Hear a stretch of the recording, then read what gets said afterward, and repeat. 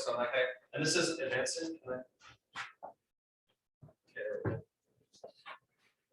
All right. Finally, no further ado. So thank you very much for everyone. Had a lovely time, and I'm really enjoying the test. So, so this is joining these guys. So one way to think about this paper is, if you know the kind of development literature with Hidalgo, Hausman, Roderick, private development stories. So they have these papers 15 years ago now, looking at growth of and development of countries. And what they say is they look at the complexity of the export basket, right? And kind of the point they make is that certain products are going to lead to future growth. You know, very few firms can make, or very few countries can make these products.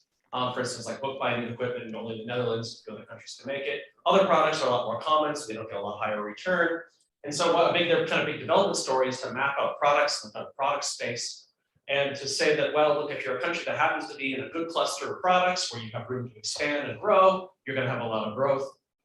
And if not, you're kind of at a, you know, you're at a dead end, right? And in any case, these kind of things lead you to stories about industrial policy and industrial development, because you say, look, if there's a coordination problem or other kind of externalities that get stuck in a bad part of the product space, well, then how can we get out of there, right? How can we move around in that product space? So in that literature, it's going to looking at macro trade level. What we're going to do in this paper is we're going to look at micro firm data, which is very detailed product data, as you all have here. So you're quite familiar with this kind of stuff.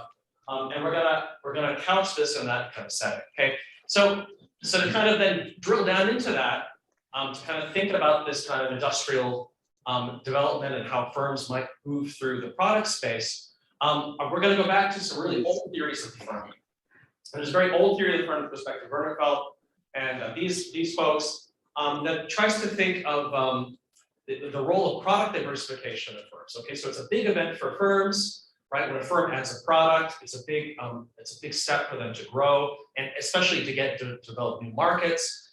Theory and these kind of older papers, which are descriptive, firm is a bundle of capabilities. They have resources or capabilities. They're costly to acquire, and those are the things that kind of determine which products, which industries they can move into. And then multi-product firms, the way that they actually do grow is by moving into industries that require the know-how or capabilities they already have. Okay, so somehow there's something intrinsic in firms that are going to let them move into new products and new industries. Okay, a bit of a black box still, but that's kind of the idea. So we also know this is big multi-product firm literature now. We know multi-product firms are bigger. You know, they dominate international trade. We know they have core competencies. You know, just kind of core products that they're focused in, and some other products with lower amounts of sales. So they have a portfolio of products. But what we don't know is what makes certain products core within a firm and why those set of products are produced together in a firm. Okay, so we know there's kind of like some kind of portfolio, but they're kind of like widget A, B, C, D, E. We don't know. So what this paper is going to do is try to explain why these clusters of products are co-produced within firms and why firms add them. Okay, so we're going to look at a few theories there. And we also know that there's systematic co-production across industry pairs within firms. And this is a whole business literature on this. So if you look at US data, you'll see that, you know, textile and apparel seems to happen in the same firm or the same plant, same with primary metal or fabricated metals, et cetera, right? So we know that, you know, products aren't random, right? If I'm a motorcycle plant, like a motorcycle factory, I'm not going to start making like, you know, shirts anytime soon. You know, it's very unlikely. Okay, there might be some reasons you could see some bundling together, but it seems pretty unlikely. Okay, so I'm gonna refer to this graph a few times in the piece. So this is kind of a good anchor for what we're thinking about. So on the left-hand side, what we have is a pattern of co-production. So what you got here, this is going to be Indian industries. I'll tell you about the data in a bit. But this is 262 Indian industries lined up on the horizontal and vertical axes. And what you're seeing here is every dot on there is darker if it's more likely or more frequent that two industries are seen to be co-produced within the same plant. Okay. So you see that this is totally not random, right? Some industries, you know, there's a lot of white space where shirts and motorcycles aren't co-produced. But then there's lots of industries that are co-produced. Okay, and there's some kind of systematic pattern. Now, if we move over here to the right-hand side, what we've got is a measure of what we call input similarity. So what's input similarity? Basically, if you look at all the single product or single industry firms, and you look at their input expenditure shares. Okay, so we've got data on that. And you say, okay, well, what is the input expenditure share for a motorcycle? You know, 10% steel, 5% glass, 2% rubber, whatever, right? There's some kind of set of input expenditures to make a motorcycle. and then say another set of input expenditures to make a shirt, some textiles, some thread, whatever, and you've got the input expenditure shares for making shirts and motorcycles. And basically, if you look at the dot product, kind of like the correlation of those two things, you're going to see it's about 0 for motorcycles and shirts. That's going to be white space. But if you look at, say, motorcycles and scooters, you're going to see there's a lot of similarity in the inputs. Okay, the dot products are going to tend to be high because you use a lot of the same inputs. Not exactly the same kind of mixture, but it's higher. Now, okay, so if you kind of use your, I'm kind of already prompting you to use your casual empiricism to look from the right-hand picture to the left-hand picture, you can see a regression there, right? I mean, input similarity is definitely going to predict co-production, right? If you look at this. Now, that's kind of static, and that's what the business literature kind of does, but we're going to push even further on this. We're going to look at a policy experiment, which is going to trigger the right-hand thing, right? So we've got some kind of causal or whatever, we've got some kind of treatment effect, which is going to heighten the relationship of the right-hand graph to the left-hand graph. Yeah. Sorry, no. Is the mic? Oh, right. Sorry, Leslie. What would be the picture if we simply repermute the order of the industries? If we scramble the order of the industries. So just randomly do this ordering of industries. Oh, if we move it randomly, I mean, I guess you would just get this. You get more. Yeah, this probably would be a little bit less blocky and stuff, right? But you would still get these kind of like lines. Like here, like this bit looks like it's been kind of scrambled already, right? So there's nothing particular to the ordering whatsoever. It's totally random. Yeah. Okay. So let me tell you just what we're going to do in this piece. Okay. So as I mentioned, we're going to provide evidence that right-hand graph leads to the left-hand graph. How? We're going to look at co-production data using plant data, just like factories in India, from the annual survey of industries. We're going to use policy variation of the supply conditions. Okay, so basically, and I'll get into that, but in a kind of sentence, what they did was they removed some entry barriers upstream so that bigger firms could enter upstream, and then we look how that higher availability of input suppliers is going to shock the firms downstream. Okay, and so what happens is, for instance, if these entry barriers are removed in like cotton suppliers, if better cotton suppliers out there, then a cotton apparel maker is going to be more likely to move into cotton hosiery than a silk apparel maker is going to move into silk hosiery. In other words, it's going to make plants which are intensive in the use of that input more likely to expand into other industries with the common input. Okay. Then I'm going to go through that. I'll provide you all that kind of stuff. And also by the end of that, you can say, yeah, John, but there's lots of theories of this, right? Input similarity could also be co-bundling of products, right? I sell tea and milk together with my customers. Maybe I move up or down the value chain, right? Depending on, I want to get closer to my customers, or maybe I want to move up the value chain, get closer to my inputs. I'm going to try to convince you that among kind of those four theories, that this is the kind of dominant one for this time period of this data. Okay, so that's going to be able to reduce form stuff. I'll leave it half the piece.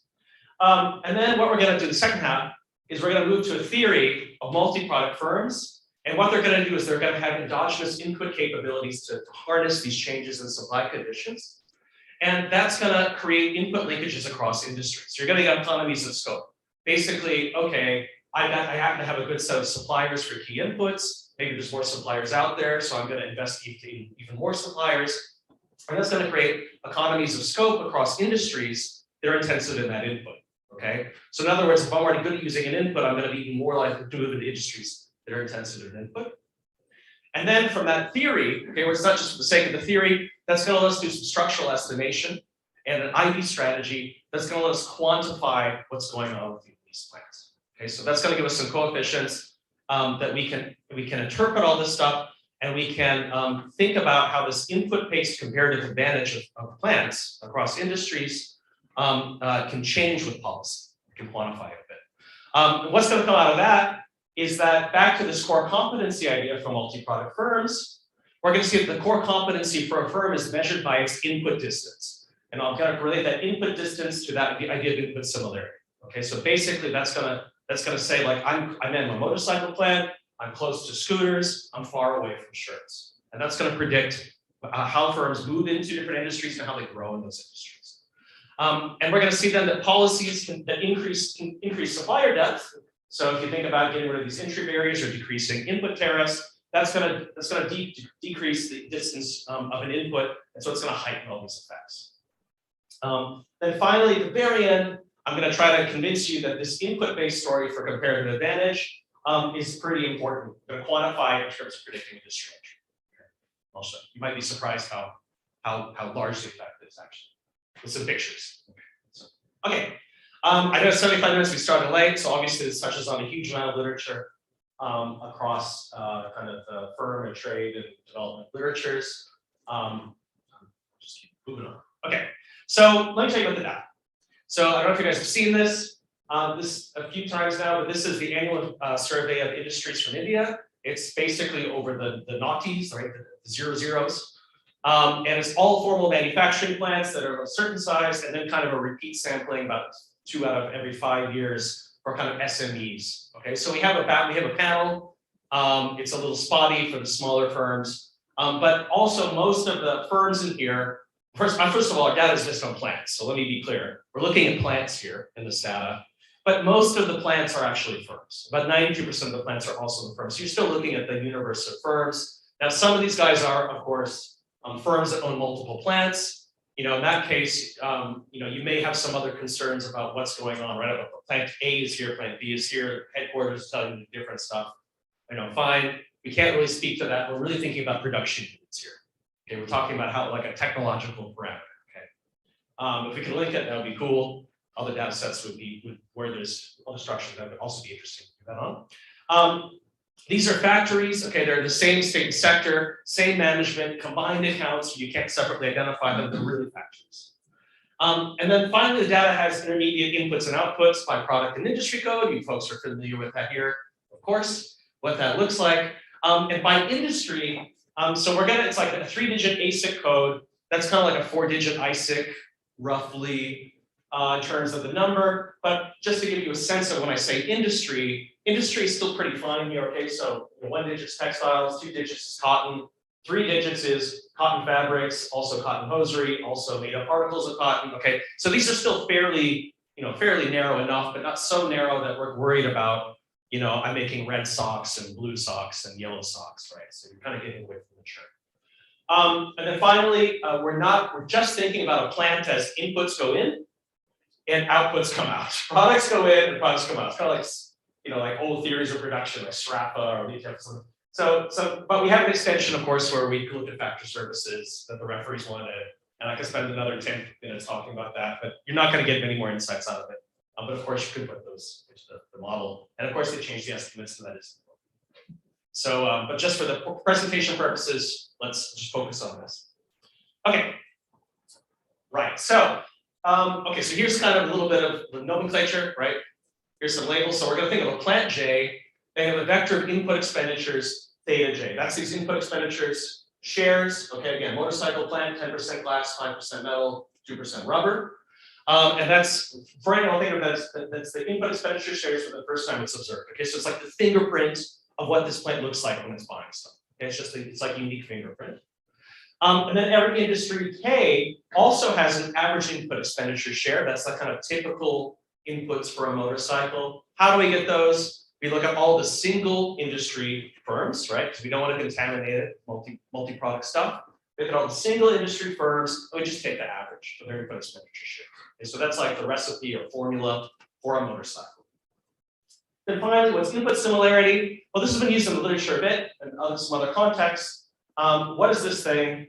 It is, it's just you take the input expenditure share for the firm for every input. Okay, so 10% on glass, and then you look at the input expenditure share for some other industry. So if this is motorcycles and scooters, theta ij is the expenditure for metal, steel, glass for motorcycles. Theta ik is the expenditure for scooters on glass, metal, and rubber. That input similarity is going to be high.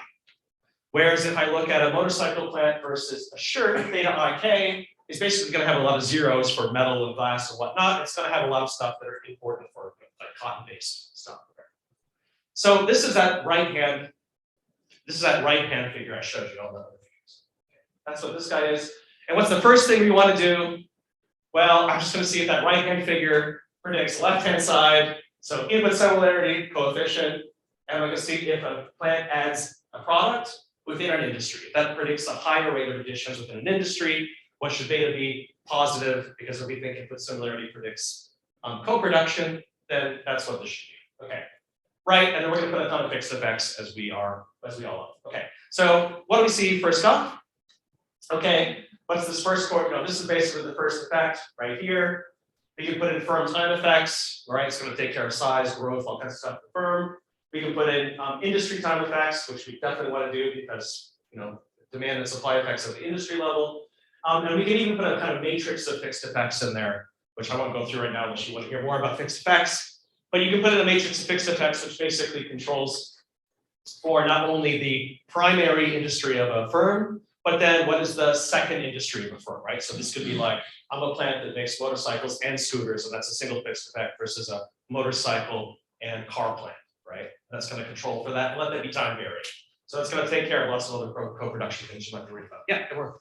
Hey, so I have a colleague who was always comment on any table where the R squared is less than 1, and he's not here, so let me do that. So I was actually surprised to see that input similarity has such a small prediction power. I'm trying to figure out the structure of this regression. So my understanding is that input similarity is time independent, right? And then so we are comparing firms. There are firm fixed effects. So whenever a firm, sorry, I don't understand. Right. So whenever a firm is different than its average, then I mean. Yeah, so it's within, exactly. Let me walk through. That's great. What are we looking at? That's an excellent question. Let me walk through that. Should have done that more carefully. Okay. So the first one is firm time, right? So we're looking, first of all, we're looking within firm. So we're looking within firm. So it's saying, okay, in a given period of time, within firm, are you more likely to add a product in an industry that you're more input similar to? Okay, so it's already within firm, right? Because we want to take out things like, I've got the super managers spewing up products. I've got all kinds of stuff going on, right? I've got access to certain export markets. Like we're taking that all out. We're just saying, okay, at a given period of time, if you look at the portfolio stuff you might produce, where are you more likely to add a product? Which industry are you more likely to add a product in within firm, right? So then putting in industry time is going to take out maybe everybody starts making cars or stops making cars. And then this last one is trying to say, well, something like, if I kind of know the your first two core products, well, that means it's going to capture a lot of stuff about what kind of firm you are that we don't observe. And then even if you control for that and you let that time vary, do you still see this kind of addition? Okay, and it's still pretty robust. Now, in terms of the R squared, yeah, sure. And one of the reasons is like any kind of product data, right? If there's a lot of churn, right? So we can also, for robustness, we can also look at drops. We see you're less likely to drop a product. So this is kind of net adds. But this is it's always just kind of a bit noisy, this stuff. Also, this isn't changes, right? So this is addition. I'll show you in levels by the end of the piece. And I don't remember if the R score is any higher. I think it's lower. But anyway, I'll show it to you. Okay, that helps out. Okay, so fine. So this is basically the regression you think from that picture. And okay, fine. So the business solution kind of shows this. But basically, that's not the regression from. That's not the, sorry, John, to be, whatever. But this is not the regression from the picture because this is a cross section, right?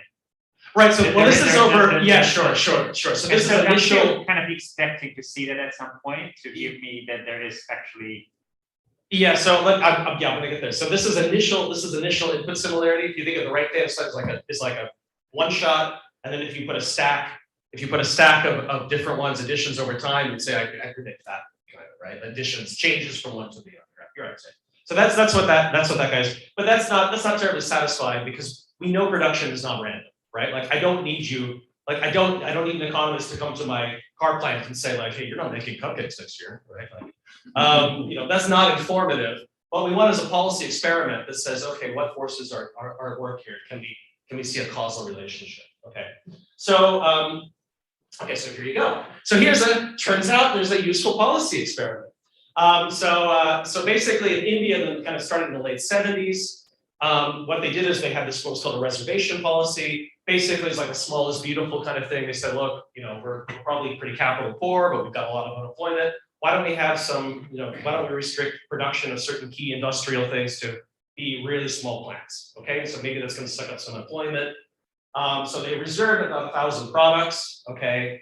It's hard to know if that policy is a good or bad thing, but it certainly seems that by the 2000s, the time we're looking at, this didn't serve it a lot of purposes. And there's some work showing this. I'll show you one slide. There's some work showing that by this point, it wasn't a great policy. So they started unrolling this policy. So a small firm, it had to be less than this, like fairly small amount of capital, and some other restrictions. Okay, these are firms that wouldn't even be in our survey. Okay, they're that small. They're not even SMEs. They're like kind of micro enterprises, family enterprises almost. And then they start de-reserving this over from the 1997. It doesn't seem like there's a lot of sense in the order in which they were de-reserved. You could say, yeah, they probably were, right? But in any case, whether you care about that or not, just think of this as you can think of this as a treatment, which is stuff gets de-reserved over the decade, if you like, okay? Depending on how you want to interpret the coefficients. And the kind of idea I want to hang this on is that these guys, just met this guy actually a couple of weeks ago. This paper never got published, so maybe I shouldn't cite it, but the kind of margin they find, they think that really was new entry. It's mainly new entry of new plants making these inputs. So you can think there'd be new kind of relationship-specific contracts, new economies of scale, stuff like that. So it's kind of new entrants rather than existing people. Okay, so all right, so here's the de-reservation policy in one picture. This is from Martin et al. Okay, so they showed that this policy, when they got rid of it, helped plants. But blue is it's the number of products which were reserved. In other words, this is the number of products that can only be built by small firms. And then green is kind of the treatment. That's the number of de-reserved plants over time. And so if you look at our time period, we're going to look from like 2000 right there up to the end. So you see that almost all of the treatment is kind of over this period. Okay, so that's what we're going to use. Okay, now how do we use it? Okay, sorry, one more thing. Just if you're kind of wondering also what went on with this treatment, you might look at unit values. Unit values noise is it's quite noisy. But what we do is that we can look at the unit values of inputs purchased by plants over this time period. We can say, well, if that product was de-reserved, what happened to the unit value prices? And you can see there is kind of generally a decrease. Okay, so it does seem like there is a drop in prices of these inputs over this period. All right. Okay, so how do we use this experiment? Okay, so what do I have here? I've got another regression. It's exactly the same regression as before. Okay, I've got input similarity beta. That's the beta we already had, the positive coefficient. And now what we put in is we've got beta 1. And what this delta is it flips on if a product is de-reserved. Okay, so now this input doesn't have this entry barrier restriction on it. New plants can come in. Delta switches on to 1. And that means that we're going to pick up a coefficient, which is what is the added effect?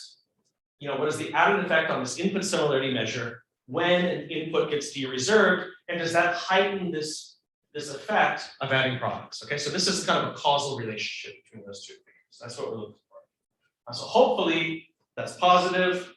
Of course, that's the second row here. That is positive. So we have this input similarity effect, right? The more input similarity within firm, a firm is to a product, the more likely they are to add it. And that effect gets heightened when that input gets de-reserved. So essentially you've got more suppliers, you've got more varieties to choose from, and it heightens this effect. Okay? And kind of the same fixed effects as last time. Edward, do you want? Yes, can I ask another not very nice question? And you will still hope like me. So I'm trying to figure out why I care about input similarity. I often realize I'm not sure. And here, like, okay, so some firms will choose certain inputs and they will do, they will move into other products. But then the question is there going to be a more than proportional thing at some point? Yeah, I got it. I'm going to anticipating 2 slides from now. You're exactly right. Yeah, that's a great point because the referee pointed that out. Actually, yeah. It's actually going to predict growth. But let me get there 1 second, right? So yeah, it does predict addition moving into these industries. But yeah, you can say, so what? I don't care, right? Unless it predicts growth of the firm, which we'll see. But just looking at this guy, also just I want to tell you a little bit of the heterogeneity effect. So this effect or de-reservation, if you look at kind of the bottom 1 percentile size of firms, the effect is negligible. It's basically negligible. But if you get up to that increases with size. Okay. So this is an effect that matters across firms, but definitely is also going to impact more like larger firms, right? They're going to be more capable to move into new products. Okay, now is this okay? Got more. Let me see if this gets you. So now what we can do is say, all right, fine. Firm moves into a new industry. That's nice. That's pretty academic interest. I want to know if this is going to increase firm growth. So what we do is we say, look, okay, once a firm has moved into a new industry, okay, they've added a new product in an industry, we can look at the average sales over the next 3 years. Okay, and we can see if this is going to predict this growth. Okay, so what we do is that's exactly what we do. We say, okay, conditional moving into that new industry, does this predict growth? Well, input similarity predicts higher growth in those industries. And when this dereservation comes in, it means that you're going to give a bonus of growth. Okay, so it's not, the incentive to move into that industry is even stronger once you've liberalized the inputs, because you're going to have a higher growth rate. And if you decrease tariffs on top of that at the input level, so we can hang that tariff in on the input, right? So maybe you de-reserve steel for the motorcycle plant, and I've reduced tariffs on rubber, right? That's also going to heighten this effect, right? It's negative because the drop in tariffs is going to make growth higher. And if you look 5 years out, the effect is even stronger. Okay. So it does matter for like at the fundamental level for growth. Okay. All right. Now I'm going to hold on. I should have prepared you for this one really busy slide. Okay, here we go. I said I'm going to try to argue over 2 slides now that this input similarity story, in comparison to some other stories you might think of, is the one that's kind of driving stuff mainly in this scenario. Okay, so how can we do that? Well, just look up top here. I'm going to make a few more measures really quickly. One is output similarity. What's that? I can look at the percentage of sales you have as a firm has across its products. I can look at the percentage of sales an industry tends to have across its products, and I can take the dot product, this product, right? So the more like you can think of it almost like a customer base. I tend to bundle stuff and sell to these guys. So if I tend to sell to this set of customers over here, and that industry tends to sell to a similar set of customers, well, I might be more likely to sell to that set of customers, which could be bundling, could be all kinds of different things, right? So we can make an output similarity measure, just like the input similarity measure. And we can also make a measurement, which is basically, well, given your activity levels, your sales shares, what would we expect your input expenditure shares to be? Okay, so I make motorcycles and scooters. You can guess that I'm going to have a pretty high input expenditure shares on certain inputs and not on others. I can do a similar thing looking downstream. I can say, given that you bought these inputs, I mean, it's kind of crazy, right? But given that I saw you bought these things, I can kind of guess what you're going to make, right? On average, right? It's not random. So I can make these measures of whether you might, these upstreamness and downstream measures. We can throw everything into the regression. And what do we see? Okay, well, input similarity survives, dereservation, everything's kind of significant. So if I open up the black box of the firm and I say, does bundling matter? Yes. Does input similarity measure? Yes. Does upstreamness matter? Yes. Does downstream matter? Yes. They all matter. Okay, they're all significant. But first thing, quantitatively, if I look at the standardized kind of coefficients, input similarity has the biggest effect. Okay, a 1 standard deviation increase is 174% increase in additions. It dwarfs all the other ones. Okay. By the way, moving downstream, you don't want to. Firms don't like to move downstream. Okay. Originally, we called this paper moving upstream. Why? Because upstream is really good. Downstream, not so much. Okay. Little fact for you there. Okay. So quantitatively, input similarity is the most important. Okay. That's not super satisfying, but it's indicative. Now I'm going to do one more thing. What do you do? Do we have any PhD students here? Maybe. Okay.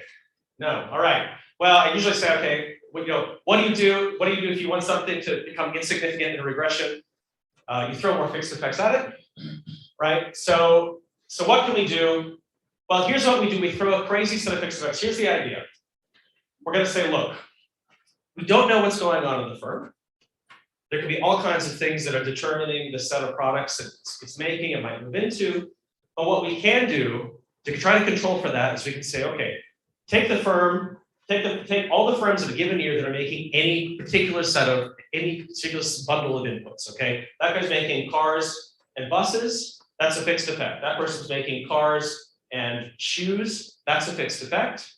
Pull them all into that. So whatever your initial mix of products is or industries is a fixed effect. So that's trying to control for all the static co-production stuff, right?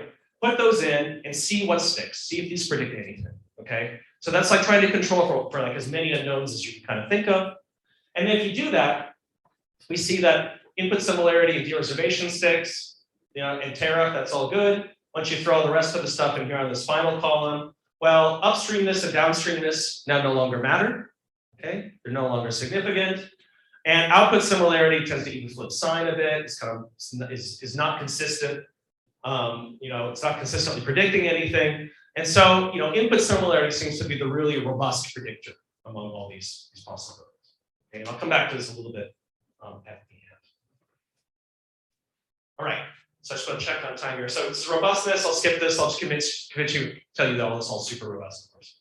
Okay, so just check on time here. So start late.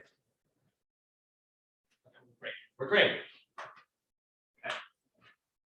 Okay, so that's the reduced form stuff. So we want to look at input similarity. We have a policy experiment. We claim it's kind of causal. We claim other possible explanations. This is the best one quantitatively, check significance. Okay, all right, that's nice. But from a policy angle, I want to quantify these effects, and especially if I want to think about, well, okay, I know if I increase supply, or if I give maybe a subsidy, or otherwise try to encourage some kind of upstream industry to direct my industrial policy, I need some kind of way to quantify this within the context of the law. Okay, so that's where we're going to go.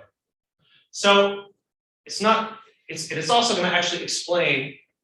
It's going to actually help explain what's going on here. Okay, one second. Okay, so this is the regression that we've just done, right? Okay, here's the input similarity coefficient. Here's the coefficient on the de-reservation and fixed effects, blah blah. Okay, now here's the trick. First observation. So if I look at this input similarity measure, I add on some kind of sum of expenditure shares squared at the firm level and some kind of industry effect, okay, in this kind of convoluted way. What I'm going to get is this term. Now, what is this? This is the difference. I take the vector of input expenditure shares for a firm, time t. I take the vector of input expenditure shares for an industry. I difference them, right? I square them, right? This is basically the Euclidean distance squared of the two vectors, right? This is literally the distance 1 over 2, but whatever. But it's literally the distance 2. So this measure, which is in the literature, which people are like, yeah, it works. You can reframe in terms of input distance. That's where we're going to go. So the theory is going to give us that. And when we're done, this is just an industry effect, okay? If you're like for statistical reasons, this is not that important.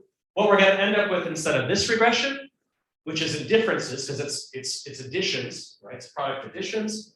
We're going to end up whether the extensive margin is at time t is a plant producing in an industry. That's the extensive margin. What are we going to have? We're going to have this term, which is just like this with this Hicks neutral. Basically, it's a firm level cost effect. You can think it's a cost of span of control or using some scarce resources divided across different industries. We're going to have the impact of de-reservation right here, similar term. Again, with this guy, that's going to come from the theory. And then we're also, it's actually missing one fixed effect. And we're also going to have a firm industry fixed effect. Because the firm industry fixed effect, we get difference out here, right? So basically, we'll have a firm industry fixed effect here. So take note there. Okay, so given that, finally, once we have the theory which gives us the structural equation, we can estimate this, we can interpret the coefficients. And then finally, what's another problem with this regression if you run it?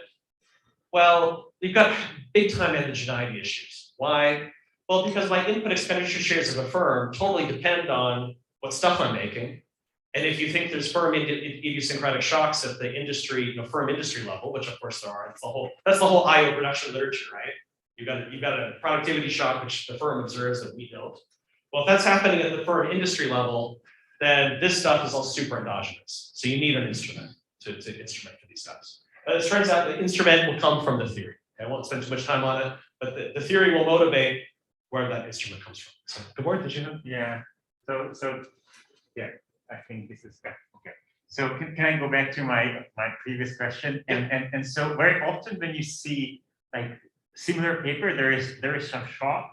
So firms there is some reallocation going on. Right? Some firms tend to add stuff, other firms don't.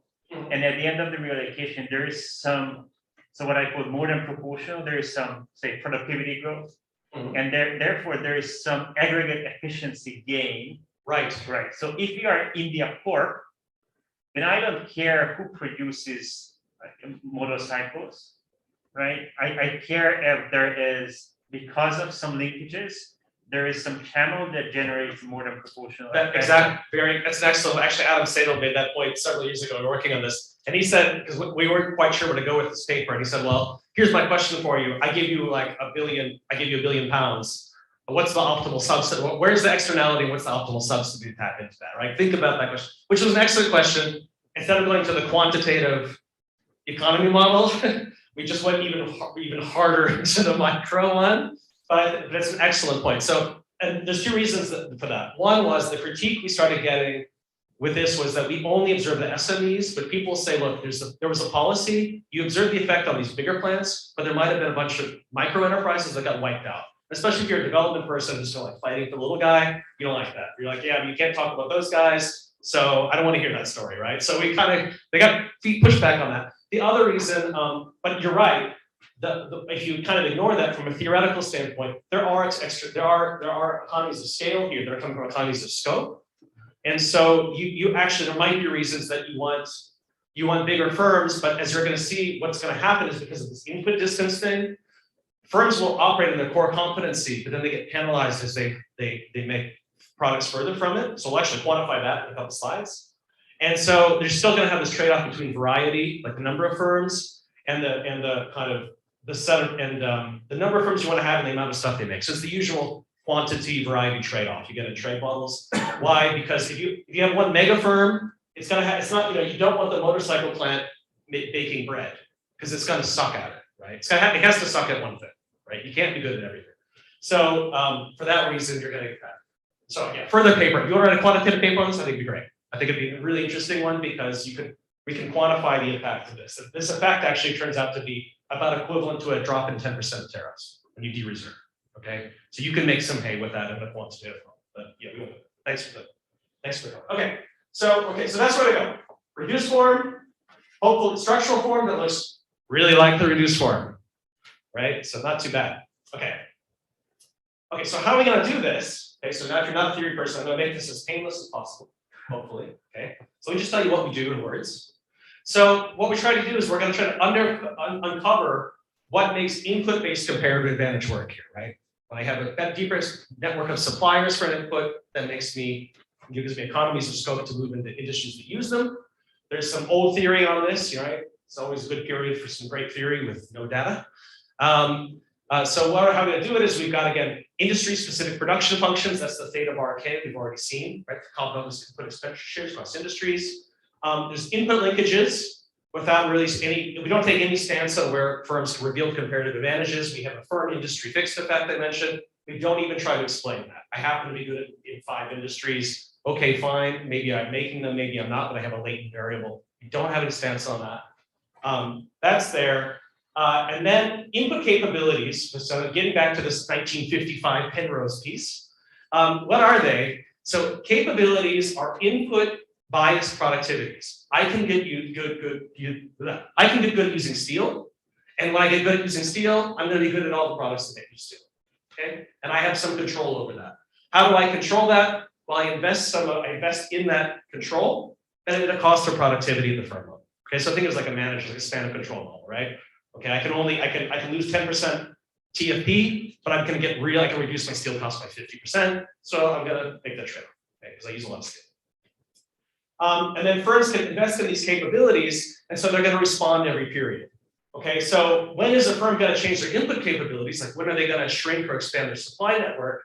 Well, basic stuff like demand or supply shocks, at the firm level. Okay, I want to increase my portfolio to serve some market. I'm making more cars. Well, I better invest in the inputs that are used intensively in car production. What else? If you change supply conditions, I remove entry barriers from my input providers. I reduce tariffs, so I get more suppliers. Other stuff. So like one extension that we're working on now is in Indonesia. Indonesia joined a bunch of FTAs lately. There's a trade policy in certain literature that says, look, once you have a long-standing permanent, relationship in an FTA, well, you make investments in your suppliers, and so we can look at how that deepening of this investment in supplier links operates at the input level. So if you can think of a policy thing that impacts certain inputs and not other ones, you can use this framework to try to quantify it. Okay. So nice selling point. Okay, so we're going to have that. And then finally, in the background, which I won't even go to, so that's what the referees wanted. This is untestable theory from the model that you could test on your own data if you've got it. If you got some transaction data, test this. We've got some modeled supplier entry and upstream, downstream linkages and some other fancy theory stuff that has absolutely no empirical relevance for this paper, so I won't talk about it. Okay, so what's the backdrop? Okay, so what's the setting, just to fix ideas? I'm a multi-product firm J. There's a bunch of different industries KT. This is the demand I face. This is the quantity consumers want to buy, Q. DKT is just demand shock. It's kicking around every period. I don't know why. It's just moving all the time. Production is Cobb Douglas with these theta bar input expenditure shares, standard kind of composite inputs. I've got some firm industry productivity, right? That's your real comparative advantage. So we don't know where that's coming from. We don't care. And then finally, the twist is that when I'm a firm and I want to make this steel composite that goes into my motorcycles, M, well, that's actually made up of a bunch of different inputs, lower level inputs. And there's going to be a whole bunch of different suppliers. Here's 0 to infinity, right? A bunch of different suppliers, and I'm going to use my capabilities to choose what set of suppliers I get. Okay. Who are these suppliers? Well, just think of them as there's a bunch of suppliers out there that provide these little mini inputs to make the aggregate input. They have a Pareto distribution of costs. We've micro-found all that stuff, but that's out there. And that Pareto distribution of costs looks kind of like this. And there's a higher mass of entry. So that's right. If there's a unit mass of suppliers that has a Pareto draw. If I get 2 unit masses of suppliers, they have limit pricing. Okay, so you just pick the lowest cost supplier. If you've got 3 unit mass of suppliers, you pick the third, the best of 3 draws. And so the more suppliers you get a better shift in the cost drop distribution. Okay, so that's going to incentivize firms to go out and find better suppliers, generally speaking, if there's a better cost drop distribution. Okay, so that's kind of the model. Okay, so the deeper supplier network, better set of supplier cost drops, right? It's kind of a no-brainer. All right. So what's the twist? I'm a firm, and when I go to get these, go contact these suppliers, you can think of these as kind of almost like cost draws or price draws. Well, I can get any of them down to a certain cost level, but if I want to get below, if I want to get a wider range of suppliers, I want to get the ones who have lower costs. I have to increase my capabilities. I have to search for them, make contracts with them, make special relationships with them, acquire technology to use their inputs, whatever. Hire skill people, don't know. But I have to do something where I increase my capabilities for using those inputs, and so I can move around this index C bar, which just says, okay, what's my set of suppliers? Okay, finally, I pick my capabilities for every single input I. So I've got a vector of capabilities. Right? If I'm a motorcycle plant, I'm going to care about stuff that I'm intensive in. I'm not going to care about flour, sugar, milk, water. Those are not really inputs for me, so I don't adjust those capabilities. And then I pick that, and that comes into my costs. So finally, what happens here is, if I adjust my capabilities, basically, if I try to get a deeper set of suppliers, this comes into a cost function, which decreases my TFP. Okay, so it takes this particular form, which says I've got this vector of capabilities, the difference squared, and so forth. And you can kind of see that, remember I have that input distance function thing? Looks kind of like this. Of course, that's where it's coming from, the theory. That's going to justify that form. Yeah, good morning. Sorry again. So the capability, is it like an exogenously drawn thing, or is there, you may have said that. Well, it's endogenous, so I choose every period. I choose every period, yeah. and how should I think about it? So that I'm trying to, I understand cost, and so what is a capability? So capability basically says, okay, what is the set of suppliers I want to get? And if I kind of go beyond my basic level, I'm going to get more suppliers, and so that kind of think of it as like I need to get a bunch of, I need to have kind of like an aggregate steel input. That has a bunch of different components, and there's a price index for that set of components. So the more suppliers I have, the lower the price index is going to be. But when I invest in getting those higher suppliers, it decreases my TFP. Okay, that's the cost, like span of control, the manager. I'm spending all my time with the suppliers, not on the factory floor, something like that. Yep. Okay, cool. All right. Okay, hopefully we're out of the theory space here. Yeah, okay. Okay, don't ignore blue there even, okay? Now, I'm not even gonna talk about that. So at the end of the day, what do you have here? You've got a firm, you've got a multi-product firm. What are its profits at time? Okay, it's firm J at time T. What are its profits? Or it's its profits from all of the industries it's operating in. What are its profits from all its industries? Well, it's the revenue. This is going to be a revenue term from the demand. These are the costs for each industry at unit cost that's operating in each industry, right? It's the quantity it's selling. And then you have this jointness right here, which is this TFP cost for finding better suppliers. So you've got a firm that's doing joint profit maximization, right? Now that means because you've got economies of scope across all these different industries, this jointness comes into the firm's decision, right? So I don't care about not just like, oh, how much you're making, how many motorcycles you're making. I care about the portfolio of stuff you're making, and the quantities of that portfolio matter. That's going to come into the capability choice and all the rest of it. Okay. Okay. Now, we come to one more bit. I'm not even going to supplier bit. Okay, one more horrible slide. Okay, one more terrible slide. Here's where I want to go with this. So once you put all this stuff in, you're going to get this equation. Okay. Gobbledygook. Okay, don't look at gobbledygook. Look at what's below it. This is log revenues for firm J in industry K at time T. Some junk. This is demand industry time shifter, fixed effect. This is a bunch of cost structure stuff. Industry time thing, fixed effect. Right? Right. You learn this from the gravity equation, right? Just throw it in the fixed effects. Here's a firm industry thing. That's just a firm industry fixed effect. And then finally, you get this thing. Okay, now this is part I care about. This is what we call comparative advantage. Okay, from firm J in industry K at time T. This is my added effect from input capabilities. And so what this thing is some kind of supplier tech bit, and which is, again, this is an industry time effect. Don't really care. And we have finally this thing, which is this input distance. So this is going to be one big coefficient. And this is the input distance of the firm's vector of input expenditure shares, difference with the input expenditure vector of the industry squared. Okay, that's the thing we want to estimate. Finally, right?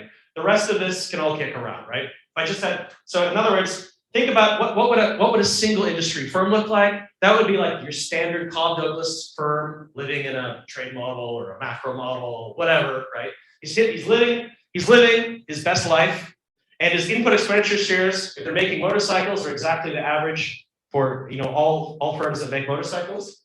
So since this is exactly equal to this, what happens to this input distance term? Goes away, right? There's nothing. There's no input distance penalty because I'm always operating in my core competency, right? Because I only make one thing. The further that the firms get away from this, if I'm a multi-product firm, now my input expenditure vector is not like that of any particular industry. So as I get further and further away from any particular industry, I get penalized. Okay, and this is all a consequence of the optimal choices of the firm, et cetera, right? This is predicting what it's going to look like once it's optimized given market conditions. Okay, out of the woods there. All right. Okay, now I have to do, so what are you going to end up with then finally? Once we have that equation, this guy, I'm going to just throw in fixed effects in there so we don't have to look at that junk. So I'm going to have log revenues of the firm are some industry time effects, firm industry effect. I'm going to have this input distance term with a coefficient. And once we put in some policy stuff, okay, so you look at the paper, but basically what's happening here is if you increase the mass of suppliers, that's gonna increase it's gonna improve the cost structure you can get from changing your capability. Consequentially, firms increase their capabilities when the supplier depth increases. And so you get this extra effect that says, for instance, B is if there's an entry barrier upstream. If that goes, if that's there, that's going to heighten these effects. Okay, so we can estimate what is the impact of entry barriers upstream, and we can estimate what's the impact of having tariffs on a particular input upstream. So this is just like the delta of the reduced form. That's what this guy is, except it's on the square term. Okay. Good. Is with me? Reduced form looks like the reduced form, right? Good. Horrible math behind it, but it looks like the reduced form. So that's cool. Okay, and what's also crucial here is that now I can interpret. Before, remember, we had a dereservation coefficient and we had a tariff coefficient on the reduced form, but we didn't know what they meant. But since these come in the same place in this equation, we know what the tariff equivalent of a dereservation is. Basically, if one is the value of tau, the full tariff, 100% tariff, we can map this to that, right? So we can look at that. Right. Okay, great. So I really want to estimate this. Super endogenous, right? Super endogenous. What if you're in the firm estimation literature, you're going to say, yeah, but you know what? I'm a particular firm, and the reason that I started moving into scooters was because my cousin started working in a scooter importer firm, and I just started adding scooters, so I had a positive demand shock. Or I had some, the reason I didn't add something is because I had some bad cost shock and some key input. For whatever reason, it was specific to me and not common. And either one of these is going to cause problems, because if I start making extra scooters, that means that my input expenditure vector is going to look more like scooters, which means that I've got to get a biased estimate here, right? It's going to mean there's a positive correlation between some omitted variable here, which is the positive shock, which increases this. And the coefficient, and vice versa for a cost shock. So you can't even sign the bias. Okay, so, okay, all right. I mean, this is pretty harsh, right? You told a PhD student this, I mean, you'd be pretty mean. I mean, you're right, but you'd be pretty mean. You just say you can't possibly estimate this. You need an IV strategy. Okay, well, what can we do? Well, here's the trick. Once we have all this theory, if you do the following thought experiment, you say, okay, I don't know what's going on with idiosyncratic, say, demand shocks. But what I do know is that I observe all of the firms in this sample, which is pretty much the universe of firms. And I know that if everybody starts making 5% more motorcycles, there's probably a demand shock for motorcycles, right? Everyone who's making them starts selling more. I should be able to infer something in the data from that. Okay, so that information should be there. And the second piece is that actually, if you say, okay, suppose that I take a given firm, I don't know what's going on in the firm. It's a black box. I can't really even estimate their firm industry productivities because it's just too noisy. I can't do that.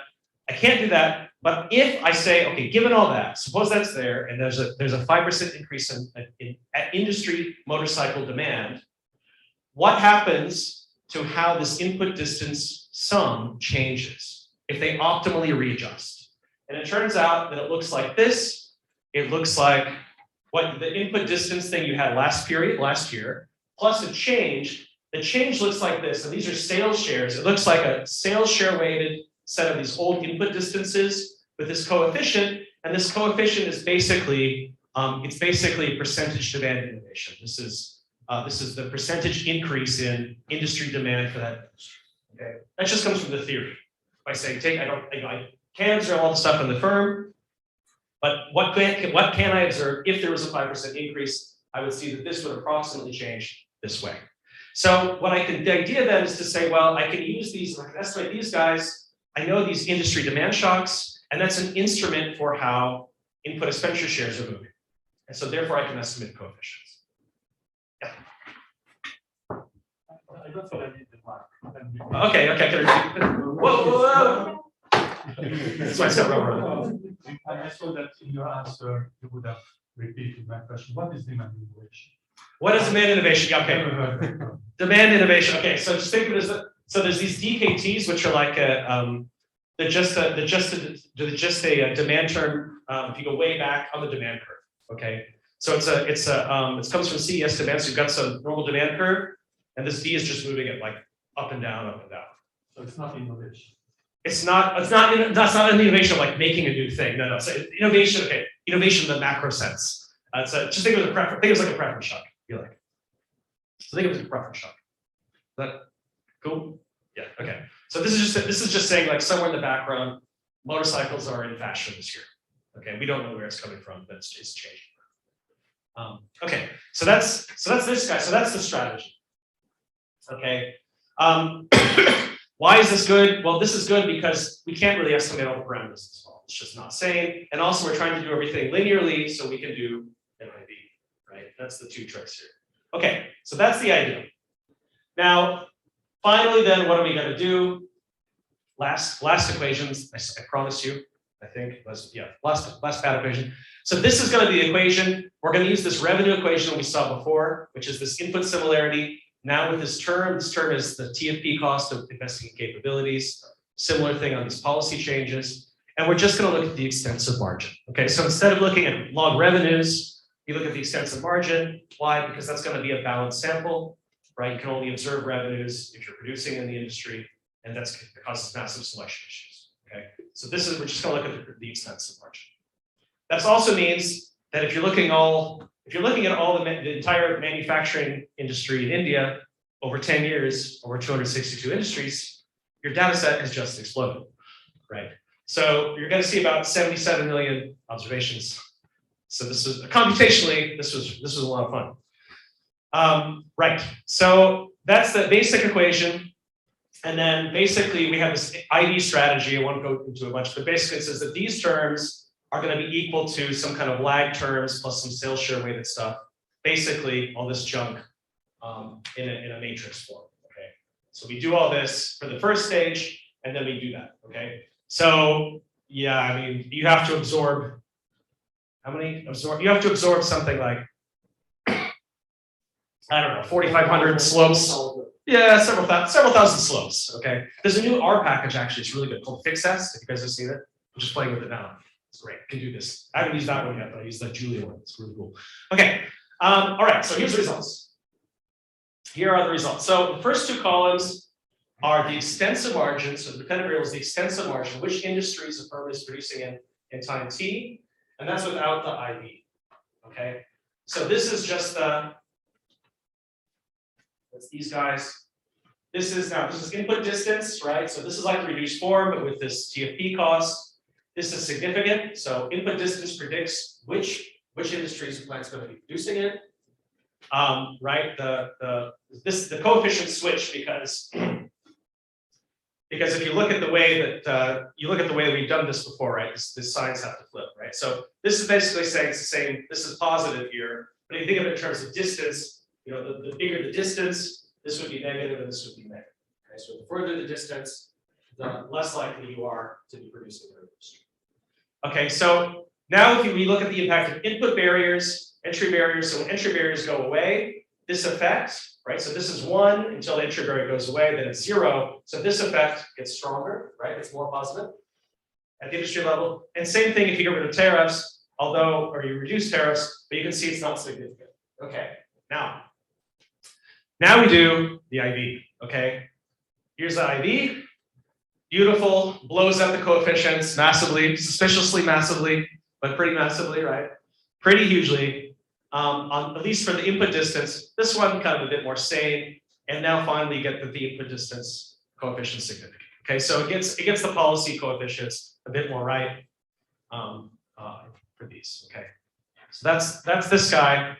Basically, then what if you kind of divide this thing by this? Or even I can divide that in my head. It tells you that those entry barriers were equivalent to about a reduction of 10% of 10% tariff reduction.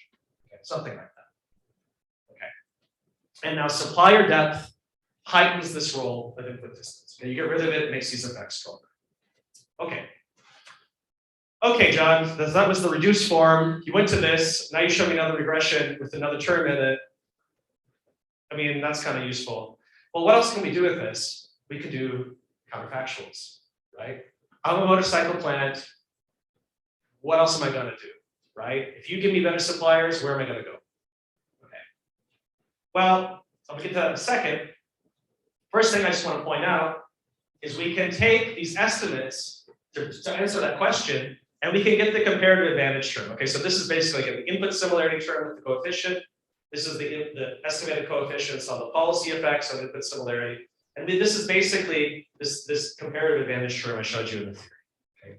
This is this added effect of the firm industry time effect that's moving around from capabilities, right? It's separate from industry time effects. It's separate from firm industry effects. It's what's changing in response to these conditions. What this is going to show you, this table here, says, okay, look, if we try to say how much of the probability of producing a certain industry this is predicting, it's predicting something like 5% of the main industry of a multi-product firm, 2% for the second, 1.7, and then it kind of tails off. And why is that? Because as you get further and further from your core competency, right, this effect means that you're going to have less and less of an advantage from comparative advantage, right? Not everything is going to be intensive in steel, right, or whatever your fine level input is. Okay, so that's showing you the core competency effect. So that's kind of nice. But here's the real new thing. This gives you some counterfactuals. So here we looked at, for instance, we looked at all of the plants whose main industry is fruit and vegetable juices, code 135.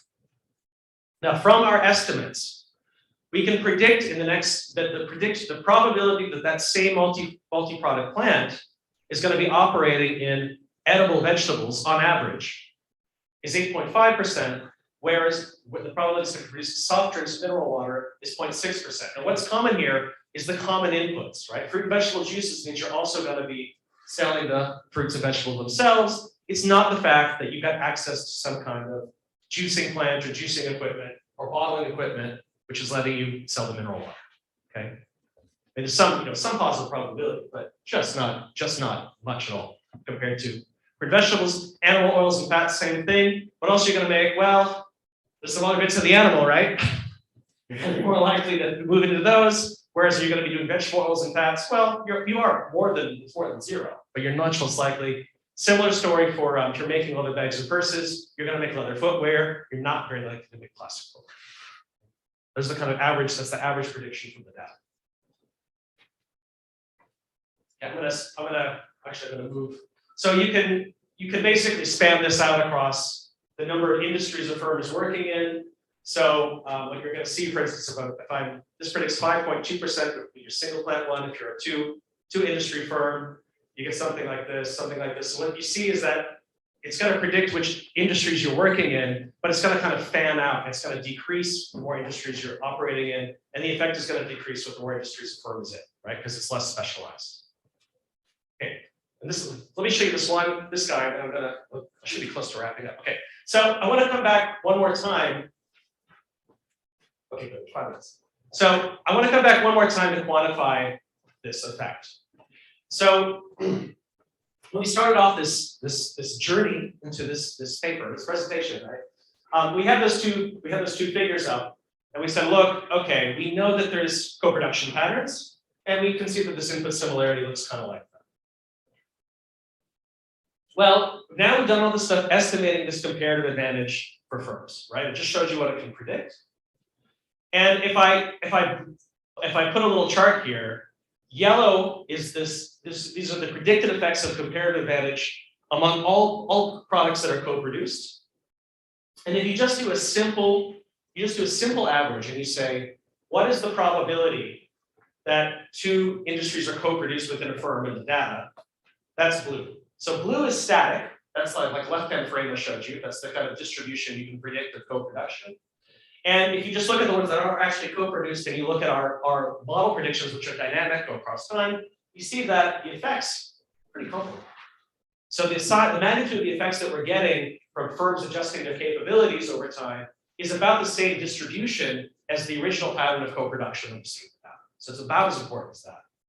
And if you also say, well, okay, that's kind of nice, but I kind of think firms just respond to supply and demand conditions, industry time effects, and they're just going to kick around based on costs and demand, like a kind of usual neoclassical model. Well, what we can do is in blue here, we've mapped all the industry year fixed effects. So if I just say industry time fixed effects in the data that predict the extensive margin, right? Just simple averages, that's all plotted in blue.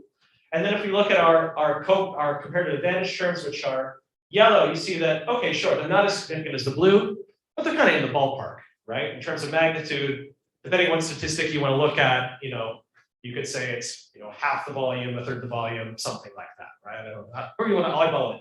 But these effects are, they're in the same they're within the same order of magnitude as just industry time shocks. So they're pretty important, these dynamic adjustments of the firm to market conditions, okay? That the firm's endogenously doing, they're getting close to as important as just the industry time effects that are exogenous to the firm, or whatever, that you can't, they're in the fixed mix. Okay. So let me just wrap up because I'm just getting time and I'll take a couple questions. So what I hope I've convinced you of is that input capabilities determine the comparative advantage of firms, right? It's kind of casual empiricism, a policy experiment with reduced form evidence. We then run up a model and try to quantify how important these things are. There's competing theories. This one seems to be the most important of those. And what we have from that is we've got micro evidence that these supply side pro-competitive policies upstream, right? That leads to a change in firm input capabilities, and that shifts their production patterns across the economy. It's like a compass. It's a compass in the Hausmann Roderick and Algo world. How do I go from A to B? Finally, then we write down a structural model. We use it to quantify the coefficients. We saw that the dereservation policies are equivalent to something like 10% reduction in tariffs. We saw the input comparative advantage can raise the probability of a plant producing its main industry by 5%. It tails off as you get away from the core competency. We saw also with those pictures that they're pretty important relative to other things we look at, whether it's the static pattern of co-production or its industry time fixed effects that you might put into a model. And then really what's essential and new in this paper is that we find out which industries are core for a firm. Why is it this set of industries you're operating in, not those, and what's going to make you drop those industries or move into other industries? And I think that gives you some kind of idea of where you might go with policy, or as Gabriel pointed out, if you want to do some kind of quantitative analysis, what is an optimal subsidy in this case? Are there externalities? Can you look at this? I think that gives some more micro foundation to those kind of questions. So I think I'm hoping some people interested in industrial development, industrial policy, kind of take this up going forward. So.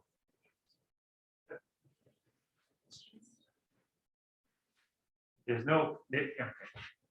I gave it to us. I've spoken enough. So let's just go back to the core of your research, namely the similarity, that you are attributing quite a lot of emphasis on this data, right?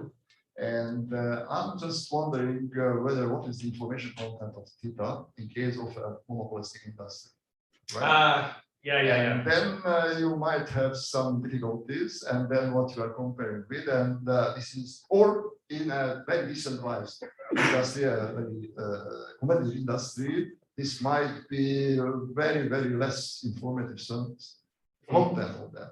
So, well, I'm just wondering, first of all, if you are comparing something where I am belonging to, this is misleading on one side. And the other is that perhaps the so-called second moment might matter a lot. Yeah, so I think that's a good point. First of all, right. So I think there's a couple caveats there, right? This is a monopolies industry. First of all, we're not gonna be able to estimate the coefficients in any kind of way, right? And also this is also plant data.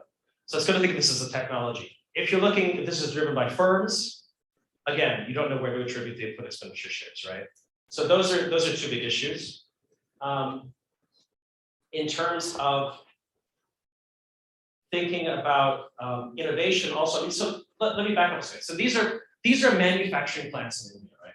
They are playing catch up, right? These guys are not inventing, they're not inventing the next big innovation like a firm in Denmark or the West would be, right? And I think those kind of firms you couldn't extrapolate because they're doing really new innovation. These guys are kind of copycat Me Too people, right? Like you do this and we're gonna we've been to India, right? Like that is the way we're gonna keep replicating, right, as best we can. So I think in this context that makes a lot of sense. I think the more specialized and of course the less competitive industry gets, the more bespoke and more differentiated their products are going to be, and so their input expenditure mix is totally different. Right? So I think it's a very fair copy. That's right. And I forgot the second bit, as you could probably tell. What was the second question? So we'll back to one big question. So Or I mean, yeah, I'm handing this the information. Yeah, so I think this is relevant. Of the input expenditure shares, yeah, I agree. I mean, I think that itself is a question, right? I mean, these character these. You may perhaps play with the second moment as well. Yes, you could, right? So I mean, that's one thing. So let me just put that in a second moment. So I guess that's actually one strength of this. Okay, so even if, right, I run all this crazy theory, right? But then we just sweep all this junk into the fixed effects, right? But at the end of the day, I think just having an idea that the second moment, which is a firm time varying industry moment, actually matters. That this is actually varying and is an important thing we're picking up is actually kind of useful, right? So even if you try to drop all the theory, right? I don't think this is coming from production theory, right? This is actually an endogenously changing thing from the firm's perspective, right? So I think it does have some information in it. Yeah. What? I don't know. Yeah. Thanks. Actually, to some extent, you have already answered at least partially my question, but let me still put it from a different angle. Because from a broad perspective, my question would be about the validity of your conclusions. Mm. And you have just said that it's mainly valid in the Indian context for this type of firms with this type of context. Because from a different angle, my question was, to what extent you can make a distinction between input similarities, what was the term you were? Or input distance, Input distance versus production capabilities, and as you said, dynamic capabilities, as these calls it, it doesn't really matter because these firms are mainly production units. Plus, these are one plant firms, therefore the production competence, production capabilities doesn't really matter. I mean, in one plant, you might assume that there's one set of production capabilities or production competence. The other issue, if you think of adding a new product, to my mind, other aspects, other factors are more important than input distance, namely these production competencies, plus your knowledge about the market, and then diversity comes into the picture, whether you can manage diversity, but because it's a single plant firm, probably you have one set of production capabilities, you don't need dynamic capabilities in a different context. So actually on these lines to try to understand the relevance of your picture. Yeah, for other types of firms. Yeah, so I think that's actually a really good point. So I think in the sense also the way that we do this counterfactual to say this is kind of predicting on average which industries firms going to be producing in. That's really an average because I think all these other factors are going to come into whether they're adding or these managerial skill, cumulative talent, innovation, kind of stuff.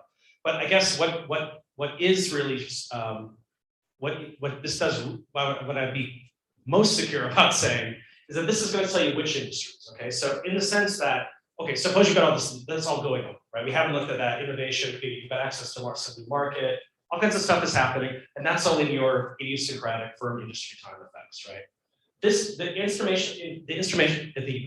instrumentation strategy we have says, okay, conditional on the fact that there's these things going on that's going to move, you move your input expenditure shares, it's going to tell you which one you're going to be more likely to move into, right? So in other words, suppose I drop, not hopefully literally drop, but with a parachute, a manager into the plant who's going to make a new product, right? And I say, okay, fine. Like I don't observe that. That stuff is probably way more important than this 5%. I absolutely agree, right? From the estimates I've seen.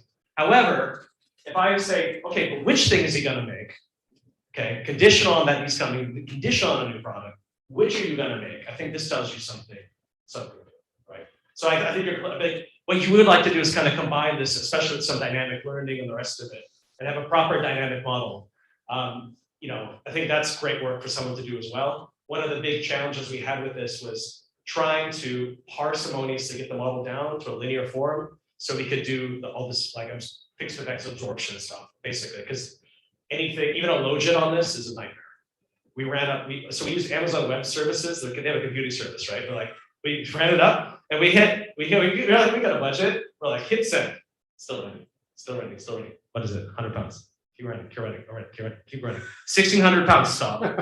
That's what we just blew a good chunk of our research budget trying to do a nonlinear model. So I think it's a really important question, but kind of outside what we could do. Might be good to pick like maybe just one industry and then like address those questions. So thanks. Time for maybe a final question. Do you have online? I'm looking at Gabor. Yeah, no, I can have it on copy. We can see your answers. Okay, then. No, it's an old one. Yes. Okay, then thank you for the. Thanks, guys. Thanks.